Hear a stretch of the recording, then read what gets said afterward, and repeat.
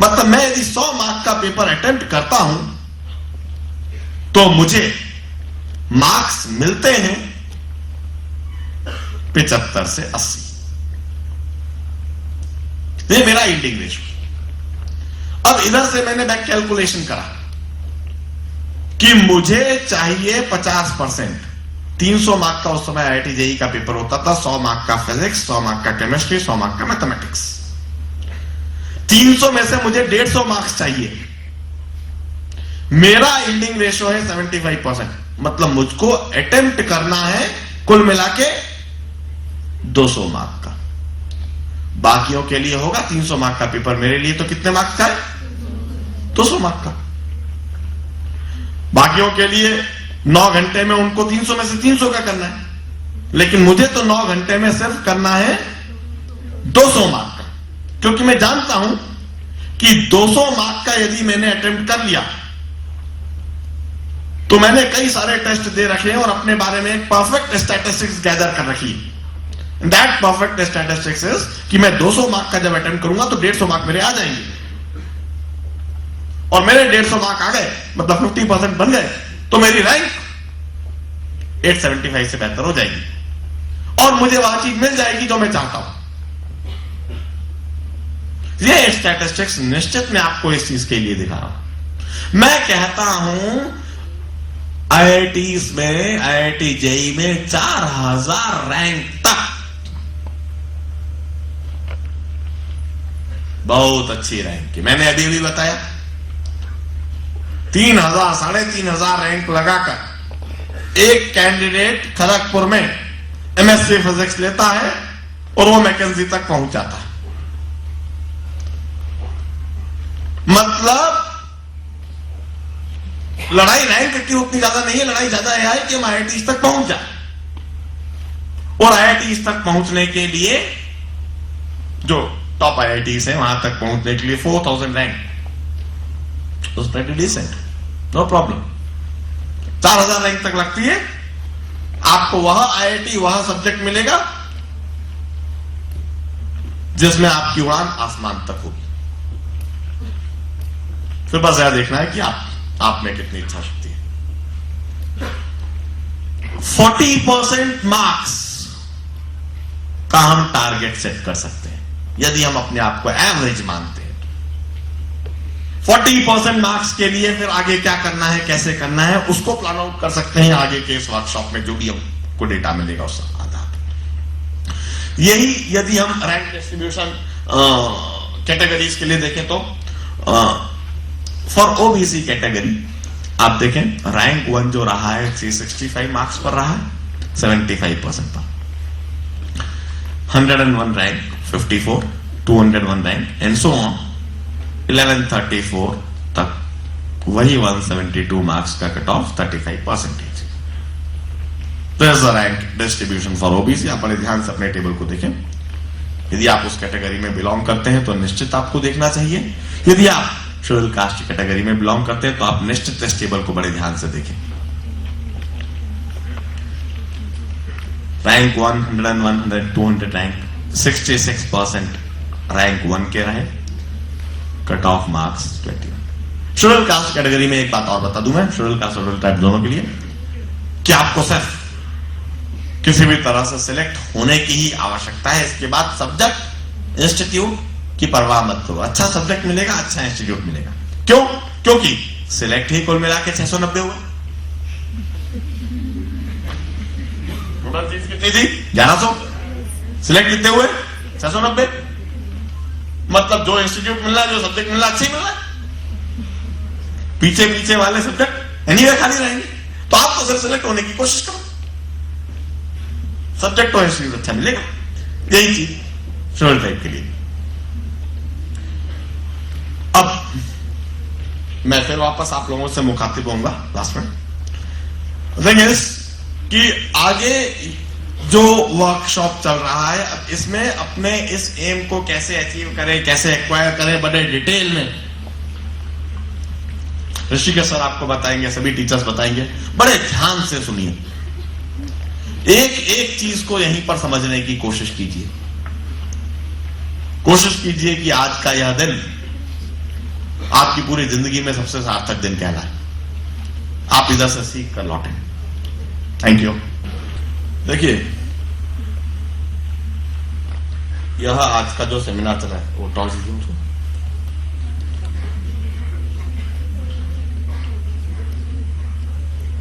ये got a special purpose. हम एक बात समझें कि कोई result it's a perfect blend of various things.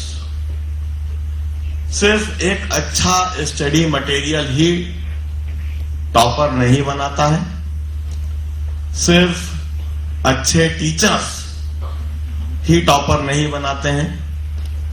अच्छे टीचर और अच्छे स्टडी मटेरियल के साथ में, जैसा आप सभी को बार बार बताया जा रहा है, डिवोशन, डेडिकेशन,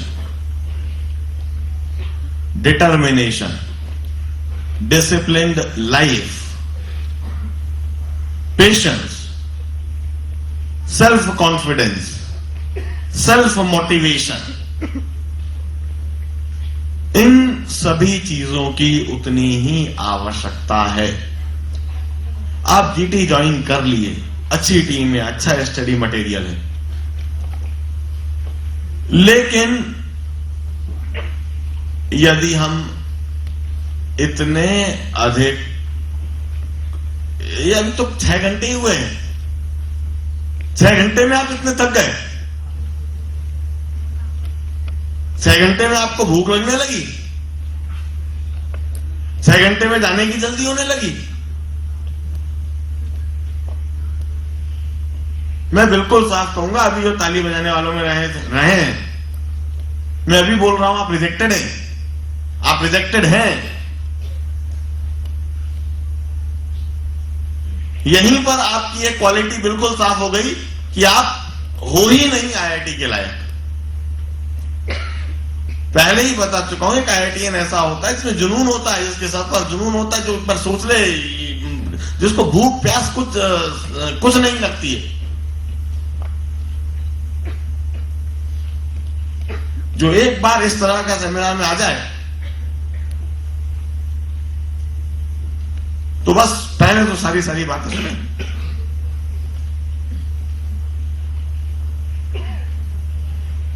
एक डिसिप्लिन जीटी में होना बहुत ज्यादा जरूरी है, जिसमें जो पॉइंट्स मैं बता रहा हूं, सचमुच में वह कुछ ऐसे पॉइंट्स हैं जो एक कैंडिडेट को सक्सेसफुल या फेलियर बनाते हैं। क्लास में हमेशा सिंसियर स्टूडेंट्स के पास बैठे, मस्ती करने वाले या कमेंट करने वाले छात्रों से दूर रहें। सचमुच में जब आप किसी ऐसे कैंडिडेट के बगल में बैठ जाते हैं जिसका पढ़ाई की तरफ कोई ध्यान नहीं है, जिसका ज्यादा ध्यान कमेंटबाजी पर है, जिसका ज्यादा ध्यान मस्ती करने पर है, ऐसा कैंडिडेट वो खुद तो डूबेगा, आपको भी ले डूबेगा। ऐसे कैंडिडेट से हमेशा दूर रहें। एंश्योर कि आपके साथ में बैठा हुआ कैंडिडेट वह उतना ही सिंसियर है और वह उतना ही पढ़ाई के लिए इंस्पायर्ड है जितने आप। वो आपकी पढ़ाई को डिस्टर्ब नहीं करे, वो आपको मोटिवेट करे। एक हेल्दी ग्रुप बनाइए। ग्रुप सिलेक्शन होता है। रवि, ललित, सौरभ, ये 3 का ग्रुप था, तीनों सिलेक्ट हुए 1300, 1400, 13th रैंक से। सौरभ के बारे में बताना चाहूंगा, उस बंदे ने 1.5 साल पहले कसम खा ली थी कि जब तक आईआईटी जेई में सिलेक्ट नहीं हो जाऊंगा तब तक मूवी नहीं देखूंगा, वीडियो गेम नहीं खेलूंगा, कंप्यूटर गेम नहीं खेलूंगा। एंड बिलीव मी, जिस दिन IIT JEE थी उसी दिन शाम को एक ग्रुप मूवी देखने गया, JEE देने के ठीक बाद। ऐसे ही फ्रेंडशिप करें, ऐसे दोस्त बनाएं जो ना केवल खुद सिंसियर हो बल्कि आपको भी सिंसियर बनाए, आपको भी मोटिवेट करें। एक अच्छी फ्रेंडशिप, एक अच्छी संगति आपको अच्छा रिजल्ट देगी। एक गलत संगति आपको ना केवल अपने पथ से भटकाएगी, आपको रिजेक्ट करवाएगी। ऐसे दोस्तों से उनको जल्द से जल्द आइडेंटिफाई करके उनसे दूर हो जाए। क्लास कभी मिस ना करें। जीटी का नियम 70%, 75% या 80% अटेंडेंस का नहीं है। We have got a rule of 100% attendance. आप क्लास में नहीं आते हैं, कोई भी नहीं बोलता क्यों नहीं आए, कहां गए थे, कैसे गए थे, बट इस बात को अच्छी तरह से समझ जाए कि जितने भी सिलेक्टेड कैंडिडेट हैं, जितने भी टॉपर्स हैं जीटी से, जितने भी, ना केवल जीटी से, मैं कहूंगा कहीं पे हिंदुस्तान में कहीं पर भी पढ़ने वाला कैंडिडेट वह सिलेक्ट तभी होता है जब वह इंस्टीट्यूट में रेगुलर रहता है। पिछले 10 सालों में जितने सिलेक्टेड स्टूडेंट है सबके प्रोफाइल पूछ लीजिए, सब यहां कहेंगे कि हमने हमेशा 100% क्लासेस अटेंड करी, कभी क्लास मिस नहीं करी। कम से कम ऐसे कारणों से तो कभी नहीं कि ये टॉपिक पढ़ रखा है या हमको कहीं और जाना है या कोई पार्टी है, ये वेग रीजंस की वजह से कभी क्लास मिस नहीं होती। 100% क्लासेस अटेंड करना यह कंपलसरी है।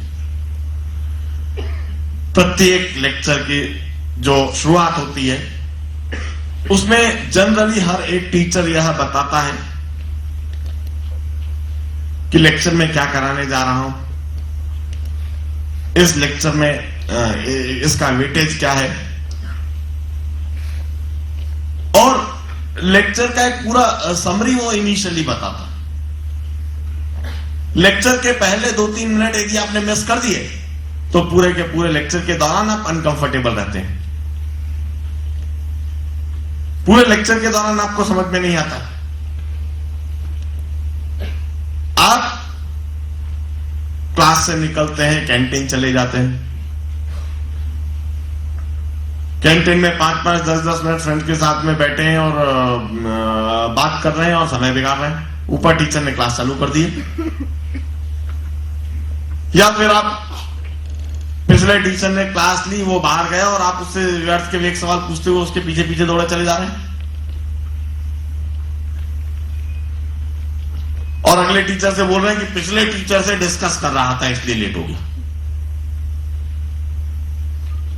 लेक्चर के दौरान आप कभी भी 1 मिनट भी लेट ना हो। आप टीचर के एंटर करने से पहले क्लास के अंदर बैठे हुए हैं। लेक्चर के बीच का जो आपको समय मिलता है उसका बेस्ट यूटिलाइजेशन है अपने पिछले लेक्चर में टीचर ने जो भी कुछ पढ़ाया है आप उसे एक बार देख लें, उसे रिवाइज कर लें, अगले लेक्चर की तैयारी करें। यदि मेरा लेक्चर है, मैंने पिछले लेक्चर में जो भी कुछ चीज पढ़ी आप उसको एक बार 10 मिनट की मैंने पिछली बार कराया कि क्या था, ट्राई टू डिस्कवर कि मैं जो आने वाला लेक्चर उसमें कराने के जा रहा हूं। इस तरह से आप अपने लेक्चर के बीच का समय उसको यूटिलाइज कीजिए। लेक्चर के दौरान इट शुड बी लाइक कि आप हैं, टीचर है, बोर्ड है, इसके अलावा और कुछ कोई नहीं है। आपका पूरा पूरा ध्यान, आपका पूरा पूरा कंसंट्रेशन वह लेक्चर कंटेंट पर हो, लेक्चर की तरफ हो कि क्या सिखाया जा रहा है, क्या समझाया जा रहा है। उस दौरान व्यर्थ में आप अपने फ्रेंड से, बगल में बैठे हुए बच्चे से बातचीत करो, उसमें अपना कंसंट्रेशन भी लूज करो और टॉपिक को भी डाइल्यूट करो, इसका कोई मतलब नहीं है। आप पूरी तरह से अपना ध्यान लेक्चर की तरफ लगाए रखो। जैसा ऋषिकेश सर ने बताया है, लेक्चर के दौरान क्लास नोट्स बहुत सिस्टमैटिकली बनाने की कोशिश करो, क्योंकि यह क्लास नोट्स ही आपके सबसे बेहतर दोस्त होते हैं रिवीजन के समय, एग्जामिनेशन के समय। यह बात आप सभी को बिल्कुल साफ है कि जीटी में सिर्फ लेक्चर्स अटेंड करना, सिर्फ क्लास नोट्स बनाना, सिर्फ उसी से आपकी 11th और 12th क्लास की बोर्ड एग्जामिनेशन तो ऐसे ही क्लियर हो जाती है। You don't need to study anything, you don't need to read anything. आप मत पढ़िए स्टडी पैकेज, आप तो सिर्फ 100% क्लासेस अटेंड कीजिए और 100% नोट्स बनाइए। जब भी आपके स्कूल में एग्जाम होती है उन नोट्स को एक बार thoroughly रिवाइज कर लीजिए, and that's sufficient. You'll crack your school examination, you'll crack your board examination. You don't require anything beyond that. ये जो स्टडी पैकेज है, शीट्स है, ये तो सिर्फ आप कॉम्पिटिटिव एग्जामिनेशन के लिए पढ़ते हो। इनको 20 से 30% कर लिया तो आपकी AIEEE में रैंक लग जाती है, 30 से 40% कर लिया तो AIEEE में टॉप कर जाते हैं। जितना अधिक आप करते जाए आप IIT JEE में सिलेक्ट होते चले। क्लास नोट्स सिस्टमैटिकली बनाए, 100% लेक्चर्स को अटेंड करें। क्लासेस के दौरान किस तरह के सवाल पूछे जाना, किस तरह के सवाल नहीं पूछे जाना, एक बहुत इंपॉर्टेंट है। हम एक बात समझे, हम IIT JEE पढ़ना चाहते हैं राइट नाउ, हमारा नेक्स्ट टारगेट अभी जो साल भर का 2 साल का IIT JEE। हम इंजीनियरिंग नहीं पढ़ना चाहते। हम यदि पढ़ रहे हैं momentum conservation, variable mass system, तो हम अभी एकदम से स्पेसक्राफ्ट लॉन्च करने का ना सोचे। अभी तो जो हमारे सिलेबस में है हम सिर्फ उसको समझने की कोशिश करें। क्लासेस के दौरान रेलेवेंट डाउट्स रेज करें, irrelevant doubts, out of syllabus सवालों से अपना समय, टीचर का समय, क्लास का समय, बाकी सबका समय अभी वेस्ट ना करें।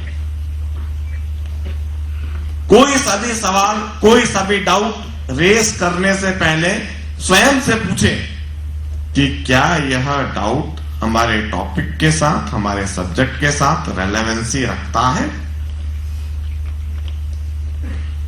यदि यह रेलेवेंसी नहीं रखता है तो अभी मुझे इसको रेस नहीं करना है, मैं अपने ट्रैक पर हूं, आउट ऑफ ट्रैक जाने की आवश्यकता नहीं है। दूसरी बात, सब्जेक्ट से रिलेटेड जितने भी आपके रेलेवेंट डाउट्स हैं उनको लेक्चर के दौरान पूछें। डाउट क्लासेस जब होती हैं तब पूछें। मैं नहीं चाहूंगा कि आप टीचर क्लास लेकर बाहर निकलता है और आप पीछे पीछे जाते हैं और उनसे पूछते हैं। भाई मैं एक बंदे को डाउट सॉल्व नहीं करूंगा, यदि उसकी डाउट होगी, जेन्युइन होगी, तब भी वो क्लास में डाउट सॉल्व करूंगा, जिससे बाकी सब भी सुन ले, बाकी सब कई डाउट क्लियर हो जाए। और मैं यह भी नहीं कहूंगा कि आप डाउट डिस्कशन क्लास मिस कर दे और फिर बाद में टीचर का समय बिगाड़े, उसका कॉन्टेक्ट टास्क का समय बिगाड़े। यदि आपने डाउट डिस्कशन क्लास मिस करी है तो आपको कोई अधिकार नहीं है डाउट डिस्कशन, अपने डाउट्स को लेकर कॉन्टेक्ट टास्क वेस्ट करने का।